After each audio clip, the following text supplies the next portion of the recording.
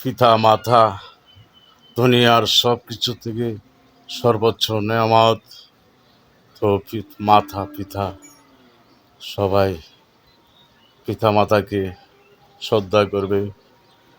বাবা মাথার ঘাম পায়ে পেলে রুজি করে এনে দেয়। মা দক্ষিণী রান্না করে আগুনে পুড়ে রান্না করে আমাদেরকে খাওয়ায়, লালন পালন করে বড় করে। তো বাবা মার মনে কোনো দিন আঘাত দিও না। বাবা মাকে কষ্ট দিলে আল্লাহ রাসূলকে পাবে না। তো বাবা মাকে সবসময় খুশি রাখবে। বাবা মার মনে কোনো দিনও আঘাত দিবে না।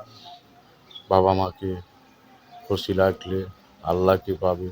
বাবা মার মনে কষ্ট গেলে আল্লাহকেও তুমি পাবে না, আল্লাহ রাসূলকেও পাবে না।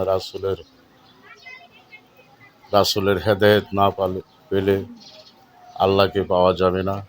তো আমরা সবাই বাবা মার সেবা করব, আর বড় হয়ে বাবা মাকে কোনো দিনও কষ্ট দেব না। তাদের মনে এতটুকু আঘাত দিলে আল্লাহ তোমাদেরকে ক্ষমা করবে না, আমাদেরকে ক্ষমা করবে না। যার বাবা মা নেই দুনিয়াতে, আল্লাহ যেন তাদেরকে বেহেশত নসিব করুন, আমিন।